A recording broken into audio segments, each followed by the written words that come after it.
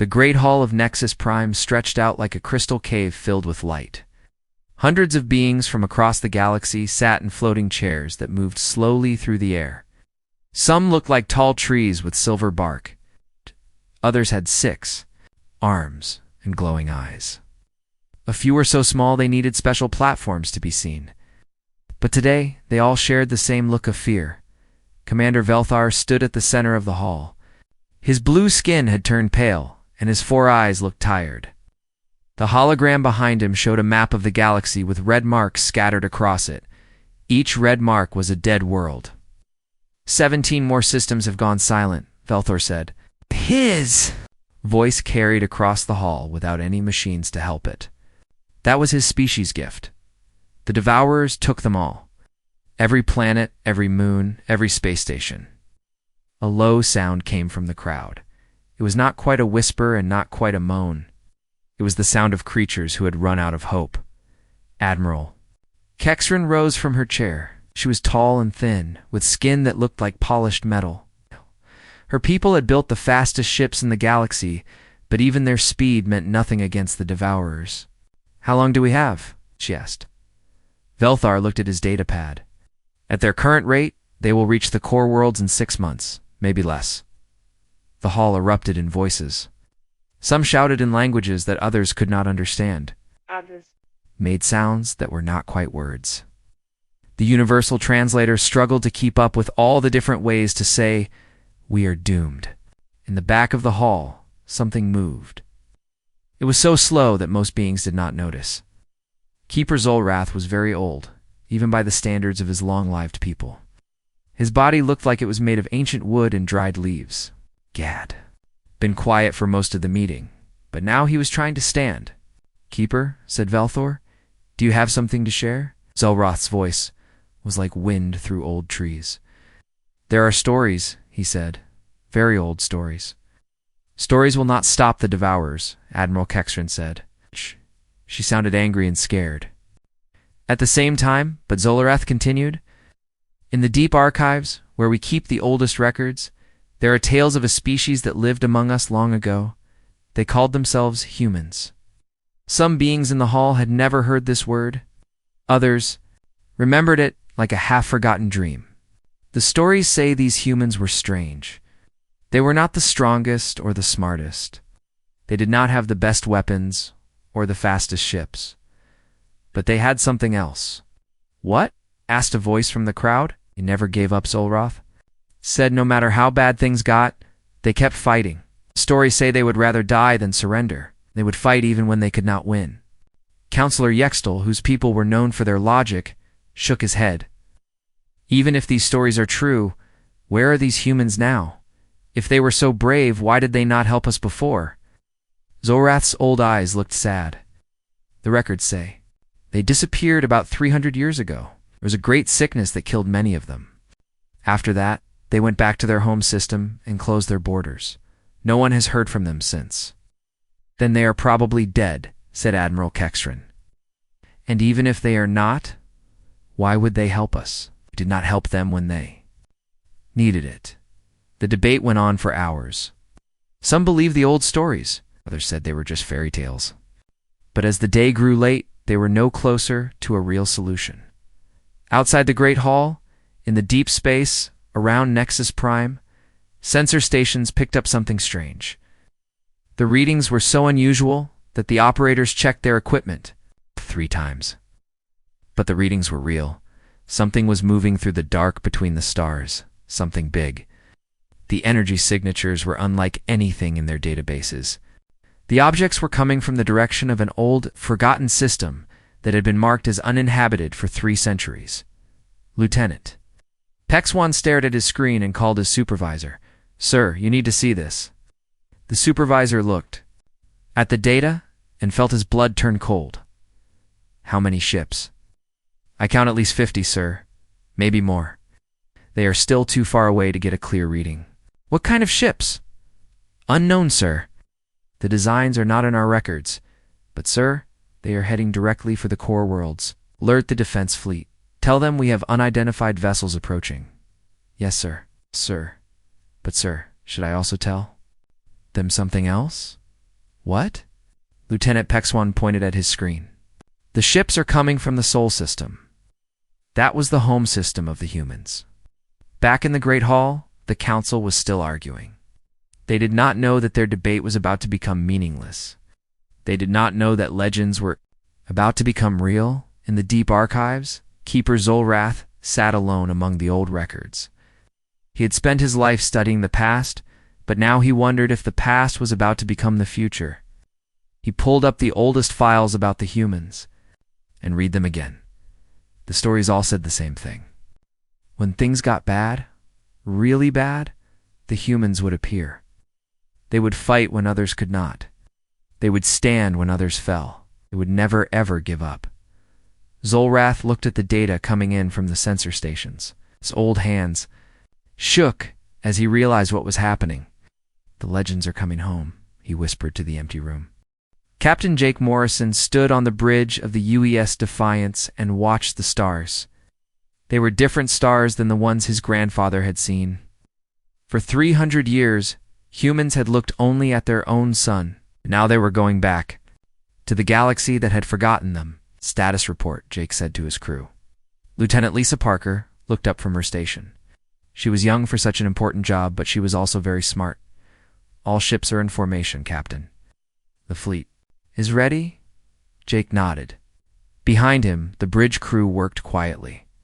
They all knew this was the most important mission in human history. After 3 centuries of hiding, they were going back to face the unknown. The main screen showed the Terran Expeditionary Fleet. 200 ships moved through space like a pack of wolves. Each ship was different from the others, but they all shared the same deadly grace. These were not the ships their ancestors had built. These were something new. Tell me about the galaxy, Lisa, Jake said. He had read the reports, but he wanted to hear it again. Lisa touched her console and brought up a holographic map. Long-range scouts have been watching for 50 years, Captain. The galaxy has changed a lot since we left. New species have joined. The community. Old ones have grown stronger. But they are all facing the same problem. The Devourers, Jake said. Yes, sir. We estimate they have destroyed over 200 worlds in the past 10 years. The current galactic powers are losing badly. Jake studied the map. Red marks showed where the Devourers had struck. There were too many red marks. What do we know about these Devourers? Dr. Ben Carter stepped forward. He was the fleet's chief scientist and one of the smartest people alive. They are machines, Captain, but not like any machines we have ever seen. They seem to learn and adapt. Each attack is more effective than the last, and the galactic forces cannot stop them? No, sir. They are using the same tactics that worked 300 years ago. Energy weapons, shield walls, static defenses. The Devourers have learned to counter all of it. Jake walked to the front of the bridge. Through the window, he could see Earth's moon in the distance. It was their home, but it was also their prison for 3 centuries. Tell me about our ships, Ben, Jake said. Dr. Carter smiled. It was not a nice smile. The aliens focused on making their weapons more powerful. We focused on making ours more clever. While they built bigger energy cannons, we perfected kinetic weapons that cannot be stopped by shields. And our armor, adaptive. It learns from each hit and adjusts. After a few minutes in battle, our ships become very hard to kill. Jake turned to look at his crew. They were all volunteers. Every person on every ship had chosen to be here. Do they know we are coming? No, sir, said Lisa. As far as the galaxy knows, humans are extinct. Or at least they think we are just a legend. Jake thought about that. 300 years ago, the plague had killed billions of humans. Whole colonies had died in days. Survivors had been so few that they decided to go home and never leave. Again, the galaxy had barely noticed when they disappeared. Admiral Hayes is calling, said the communications officer. The main screen changed to show Admiral Peter Hayes. He was on the bridge of the UES Horizon. It's the largest ship in the fleet. The admiral was old, but his eyes were still sharp. All ships. This is Admiral Hayes.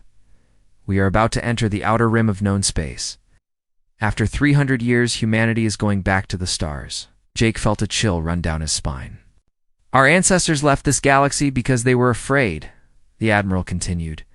They were afraid of disease. They were afraid of death. They were afraid of failure. But we are not our ancestors. On ships throughout the fleet, humans listened. To their commander, we have spent 3 centuries learning how to survive. We have built new ships, new weapons, new ways of thinking. We are not the same species that ran away. We are something new. Jake looked at his crew. They were nodding. They believed. The galaxy is in trouble. An enemy that cannot be reasoned with or bargained with is destroying everything in its path. The current powers are failing because they are fighting the last war, not this one. Admiral paused. We're going to show them how to fight this war. We're going to show them what humans can do when they stop running and start fighting. Major Kelly Brooks, the fleet's tactical officer, spoke up. Admiral, what if they do not want our help? What if they see us as invaders? And we will prove them wrong, Admiral Hayes said. We will prove that humans keep their promises. We promised, long ago, to protect the innocent. That promise did not end when we went home. The transmission ended. Somewhere out there, alien species were fighting for their lives against an enemy they could not defeat. They did not know that help was coming. They did not even know that humans still existed. Set course for the Kepler Defense Station, Jake ordered. It is time to knock on the door. The fleet changed direction. 200 human ships moved toward their destiny.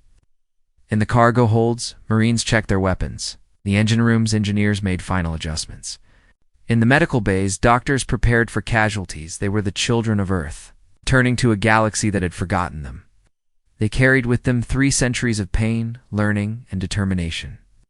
They were about to remind the universe what it meant to be human and in the deep space ahead. Ancient sensors that had been silent for 300 years suddenly came to life. Station Commander Yulden was drinking his morning tea when the impossible happened. The communication panel in his office started making sounds it had not made in 300 years. He dropped his cup and watched the hot liquid spread across. His desk, the Kepler Defense Station, had been built by humans long ago. When they disappeared, other species had taken it over. But they had never been able to make the old human equipment work properly. Most of it had been silent for centuries. Now it was talking. "This is Admiral Peter Hayes of the Terran Expeditionary Fleet," the voice said in perfect galactic standard. "We are requesting permission to dock." Yulden stared at the panel. His brow odd. 4 hands shook as he reached for the controls.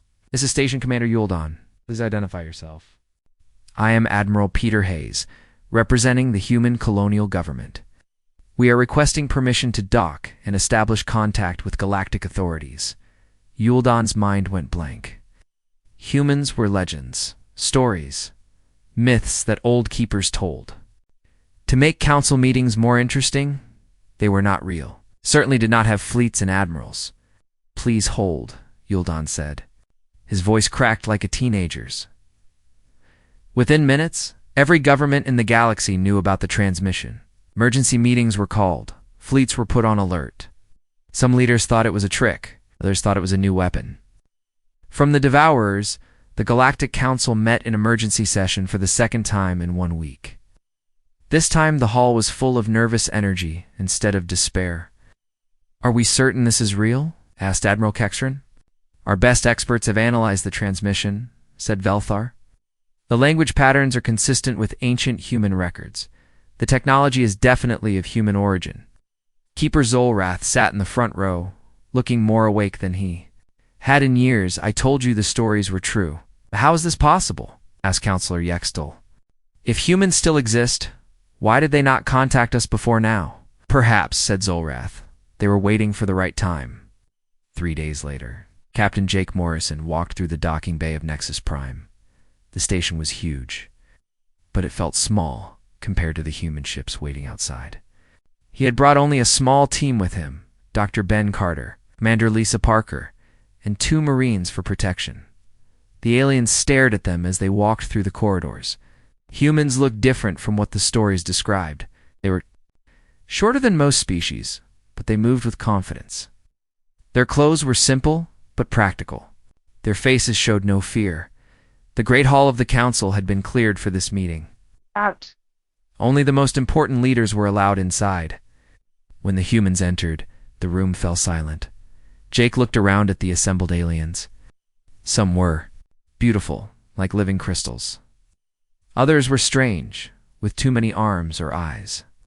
A few looked dangerous, with sharp teeth and claws. But they all had the same expression, curiosity mixed with fear.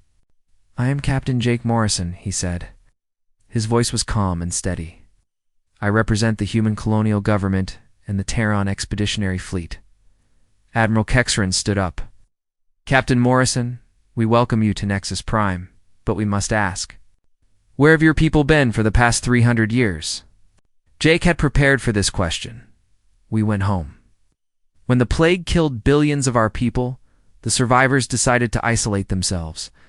We closed our borders and focused on rebuilding our civilization. And now you have returned," said Velthor. "Why?" Dr. Carter stepped forward. "We have been watching the galaxy through long-range sensors. We know about the Devourers. We know that you are losing the war." A murmur ran through the crowd. Some aliens looked angry that the humans had been watching without helping. "We are not here to judge you," Jake said quickly. "We are here to help." "Help," said Counselor Yextel. "What can you possibly do that we cannot?" Major Kelly Brooks, who had been standing quietly behind Jake, stepped forward. She was carrying a small device that looked like a metal box. "May I demonstrate?" she asked. The council members looked at each other nervously. Finally, Velthor nodded. Kelly placed the device on the floor and activated it. A hologram appeared above it, showing a complex battle scenario. Ships moved and fired at each other. In 3 dimensions. "This is a simulation of the last major battle against the Devourers," Kelly said. "Your fleets use standard tactics, long-range energy weapons, shield walls, and coordinated attacks." The hologram showed the alien ships being destroyed one by one. "The Devourers adapted to your tactics within minutes," Kelly continued. "They learned your patterns and countered them." She pressed another button. The same battle started again, but this time some of the ships moved differently. They acted in ways that seemed random and chaotic. "Human ships do not follow standard tactics," Kelly said. "Each captain makes decisions based on the situation. No 2 battles are the same. The Devourers cannot adapt to something that has no pattern." This time, the hologram showed the alien ships winning. The council members looked at each other in amazement. Commander Lisa Parker stepped forward with another device. "This is a sample of human adaptive armor," she said. "It learns from each attack and adjusts its properties. After 10 minutes in battle, it becomes nearly indestructible." She demonstrated by firing different types of energy at a small piece of metal. Each time, the metal changed color and texture. Soon, the energy attacks were bouncing off harmlessly. Dr. Carter opened a briefcase and pulled out several more devices. "We have developed new weapons that can penetrate Devourer armor. We have sensors that can detect their ships through any kind of stealth. We have communications that cannot be jammed." Council members were speechless. Everything the humans showed them was beyond their current technology. "Why are you sharing this with us?" asked Admiral Kexer. And Jake looked her in the eye. "It is the right thing to do. Because we believe that all intelligent life has value. Because we made a promise long ago to protect the innocent." Keeper Zolrath stood up slowly. His old voice carried across the hall. "The stories were true. The humans have returned in our darkest hour, just as the legends said they would." But not everyone was convinced. Counselor Zerotho of the Trade Federation raised her hand. "How do we know you are not working with the Devourers? How do we know this is not a trap?" Jake smiled sadly. "Because, Counselor, we are about to prove it. Our long-range sensors show that the Devourers are about to attack the Altair system, intend to be there when they arrive." The hall erupted in voices. Some aliens shouted warnings. Others demanded explanations. Few called for the humans to be arrested. But Jake was already walking toward the exit. His team followed him. As they reached the door, he turned back. "Terran fleet will be at Altair in 6 hours," he said. "You are welcome to watch. You are welcome to help. But with or without you, we will fight." The humans left the hall, leaving behind a room full of aliens who suddenly realized that everything They thought they knew about the galaxy was wrong. The Altair system had been peaceful for 1,000 years. 3 planets orbited a yellow star, and 2 billion people called it home. They had no idea that death was coming from the dark between stars, Captain. Jake Morrison stood on the bridge of the UES Defiance and watched the enemy arrive. The Devourers came out of hyperspace like a disease spreading through healthy tissue. Their ships were black and twisted, built for one purpose: to consume everything they touched. Count. Jake asked. 57 enemy ships, said Lieutenant Lisa Parker. The local defense fleet has 12 ships. Jake did the math in his head. The aliens were outnumbered almost 5-1. Without help, they would all be dead in an hour. What about us? 23 ships in range, Captain. The rest of the fleet is still an hour away. Jake nodded. The odds were still bad, but they were human odds now. Signal the fleet. TAC. Pattern Delta. Show them what we learned in the dark. The human ships moved like hunting wolves. They did not form neat lines or shield walls like the alien ships. Instead, they scattered in all directions, each one following its own path toward the enemy. On the bridge of the hegemony ship Eternal Vigilance, Captain Mordok watched in horror. What are they doing? They have no formation, no coordination. They will be destroyed. But his tactical officer was staring at his screens with wide eyes. Captain, I think they know exactly what they are doing. The first Devourer ship to fire at the humans missed completely. Its targeting computer had been programmed to track ships moving in predictable patterns. The chaotic human approach confused it. Jake's ship dove straight toward the enemy formation. Energy beams passed on both sides of him, but none found their target. Behind him, the used Defiance left a trail of small objects that looked like debris. Release the surprises, Jake said calmly. The objects were not debris. They were mines, but not normal mines. These were smart weapons that could change course and chase targets. As the Devourer ships passed them, the mines came alive and struck. Like angry hornets, Colonel Amy Torres was leading the Marine assault ships. Her job was the most dangerous. Get close enough to board enemy vessels. No one had ever successfully boarded a Devourer ship and lived to tell about it. Torres to all Marine units, she said over the radio. Remember, these are machines. Think like machines. Be unpredictable. Her ship, the UES Storm, attached itself to a Devourer vessel like a tick on a dog. Cutting beams sliced through the hull. And Amy led her Marines into the unknown. Inside the Devourer ship, everything was wrong. The corridors were too narrow and too wide at the same time. The walls moved when they should have been still. Air tasted of metal and death. Stay together, Amy ordered. But watch for traps. The Devourers had never faced borders before. Their ships were designed to fight other ships, not soldiers running through their halls. Amy's Marines used this advantage, moving fast and hitting hard before the enemy could adapt. Dr. Ben Carter was on the USC, Horizon with Admiral Hayes. His job was to learn everything he could about the enemy during the battle. Every ship in the human fleet was recording data and sending it to him. Interesting, he said, watching the tactical display. That's what I learned. Look at this. He showed Admiral Hayes how the Devourer ships were changing their tactics. But the changes followed rules, like a computer program. They cannot handle true randomness, Carter said. Every human captain is making different choices. The Devourers cannot predict what we will do next because we do not know ourselves.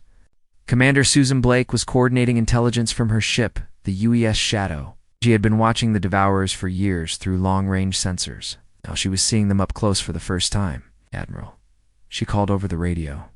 I found something. The Devourer command ship is the big one in the center. If we can take it out, the others will be confused.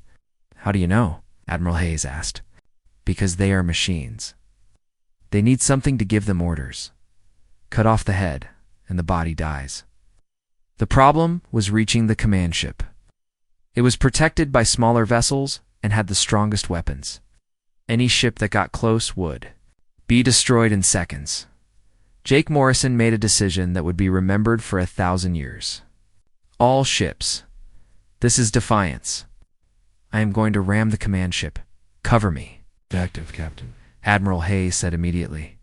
Find another way. There is no other way, Admiral. Admiral. Sometimes you have to break things to win. Admirals. Jake's ship was already badly damaged. Energy beams had burned through the hull in several places. Half his crew was wounded. But the ship could still fly, and it could still fight. Lisa, get everyone to the escape pods, Jake ordered. I am staying with you, Captain, she said. That is an order, Lieutenant. Lisa Parker looked at her captain for a long moment, and she saluted. It has been an honor, sir. She left the bridge with the rest of the crew. Jake was alone with his ship and his choice. The UES Defiance accelerated toward the Devourer command ship. Every weapon on the enemy vessel fired at the approaching human ship. The armor held for a few seconds, then began to fail. Jake felt the ship shake apart around him. Fire filled the bridge. Pain filled his body. But he held the controls steady and aimed for the heart of the enemy. The collision was visible from 100,000 kilometers away. The Defiance struck the command ship like a bullet fired by an angry god.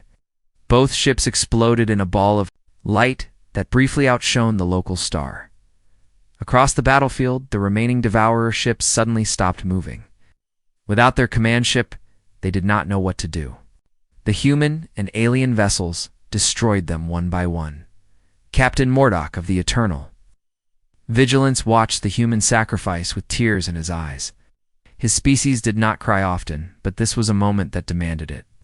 They saved us all, he whispered. The battle was over. The Altair system was safe. But the victory had cost the humans their best captain and their finest. Ship Admiral Hayes stood in the wreckage of the command center aboard the UES Horizon. Around him, his officers worked to save the wounded and count the dead. Sure said, Major Kelly Brooks. We have a message from the Galactic Council. They want to talk. Hayes looked out at the stars where Jake Morrison had died. Tell them we will be there. Tell them humanity is ready to take its place in this war. The test of fire was over. Humanity had proven itself in the only way that mattered, with blood and sacrifice and the willingness to do what was necessary. The galaxy would never be the same. The Galactic Council had never seen anything like it. For the first time in 50 years, beings from across the galaxy were smiling. The news from Altair had spread like fire through dry grass. The Devourers could be beaten. Admiral Peter Hayes stood before the assembled council members. His uniform was clean, but his eyes still showed the pain of losing good people at Altair. Behind him, the tactical display showed the remains of the Devourer fleet floating in space. The battle proved several things, Hayes said. First, the Devourers can be defeated. Second, they have weaknesses we can exploit. Third, working together makes us all stronger. Commander Velther leaned forward in his chair. Admiral Hayes, your people fought bravely. But one victory does not win a war. The Devourers have thousands of ships. You are right, Hayes said. That is why I'm proposing something new. Instead of waiting for them to attack us, we attack them. The hall erupted in voices. Some aliens thought this was madness. Others were interested but scared. Few were already planning how it might work. Admiral Kexran stood up. Admiral, offensive operations require coordination between fleets that have never worked together. Our species have different ways of fighting, different technologies, different languages even. Then we learn, Hayes said simply. We adapt. We become something new. Dr. Ben Carter stepped forward with a holographic projector. We've analyzed the Devourer technology captured at Altair. We found something interesting. The display showed the inside of a Devourer ship. Strange corridors led to chambers filled with humming machines. They are not just destroyers, Carter said. They are also builders. Every ship contains factories that can make more ships. That is how they multiply so quickly. Keeper Zolroth raised a shaking hand. Are you saying they reproduce? In a way, yes. What? But the process requires specific materials. Rare metals that are only found in certain types of planets. Carter changed the display to show a star map. If we can identify their supply sources and cut them off, we can stop them from building new ships. Counselor Yextal studied the map. This would require striking deep into Devourer territory. The risks are enormous. So is doing nothing, Hayes said. Every day we wait, they get stronger. Major Kelly Brooks joined the discussion. We have developed a new approach to joint operations. Instead of trying to make everyone fight the same way, we use each species' strengths. She activated her own display showing different types of ships working together. Human ships provide close combat support and boarding actions. Gemini vessels use their powerful shields to protect the fleet. Confederation ships use their speed for reconnaissance and hit-and-run attacks. What about command structure? Asked Admiral Kextrin. Who leads this combined fleet? Hayes looked around the room. We all do. Joint command. Shared decisions. If we are going to trust each other in battle, we need to trust each other in planning. The debate continued for hours. Some council members wanted guarantees that could not be given. Others demanded concessions that made no sense. But slowly agreement began to form. 3 months later, Commander Lisa Parker stood on the bridge of the new UES Defiance. The ship had been built to honor Jake Morrison's memory, but it was also something more. Combined human technology with alien innovations. Status report, Lisa said. She was a captain now, promoted after the battle at Altair. Joint fleet is in position, her tactical officer reported. 73 ships from 8 different species. Lisa looked at the tactical display. Human ships flew alongside alien vessels in formations that would have been impossible a year ago. They had trained together, fought together, and learned to trust each other. Signal from Admiral Hayes, the communications officer said. The main screen showed the bridge of the UES horizon. Behind Admiral Hayes, Lisa could see alien officers working at human stations and human officers working at alien stations. All ships. This is Admiral Hayes. Today we begin Operation Starfall. Our target is the Devourer primary construction facility in the Vega system. Lisa felt her heart beat faster. Intelligence reports said the facility was the size of a small moon and protected by over 100 Devourer ships. This will not be easy, Hayes continued, but it will end their ability to build new fleets. After today, they will only get weaker while we get stronger. The combined fleet moved through hyperspace like a sword cutting through darkness. When they arrived at Vega, they found exactly what the intelligence reports had predicted, a massive construction facility surrounded by Guardian ships. But this time, the Devourers faced something they had never encountered before, a truly unified fleet fighting with a single purpose. Colonel Amy Torres led the first wave of boarding ships. Her teams now included alien soldiers who had learned human assault tactics. They struck fast and hard, using unpredictable patterns that confused the enemy. Dr. Carter coordinated with alien scientists to analyze Devourer defenses in real time. Together, they found weaknesses that no single species could have discovered alone. The battle raged for 6 hours. Ships were lost on both sides. Good people died fighting for the future of all intelligent life. But when the smoke cleared, the Devourer construction facility was a cloud of expanding debris.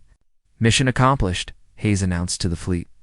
The enemy will build no more ships here, but the victory came with a discovery that changed everything. In the wreckage of the facility, they found records showing where the Devourers had come from.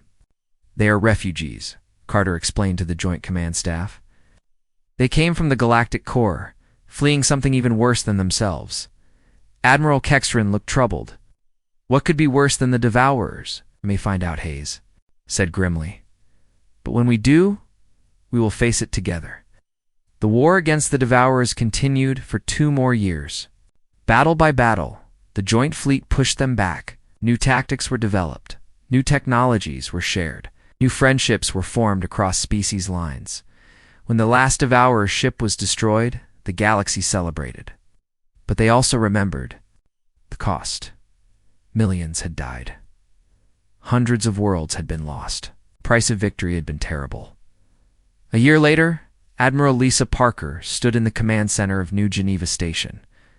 The facility orbited Earth's moon and served as headquarters for the new Galactic Defense Force. Through the windows, she could see ships from dozens of species working together. Admiral Harade said, "The morning briefing is ready." Lisa nodded. The galaxy was at peace, but it was not safe. Deep space sensors had detected new threats moving in the galactic core. Whatever had driven the Devourers from their home was still out there, but this time, the galaxy would not face the unknown alone. Humans had returned to the stars, bringing with them the one thing the galaxy had forgotten. How to do? They had reminded everyone how to hope. The legends had become real. The children of Earth had come home, and they had brought with them the most powerful weapon of all, the willingness to stand together against the dark. The future was uncertain, but it was a future they would face as one people, under the stars they all shared.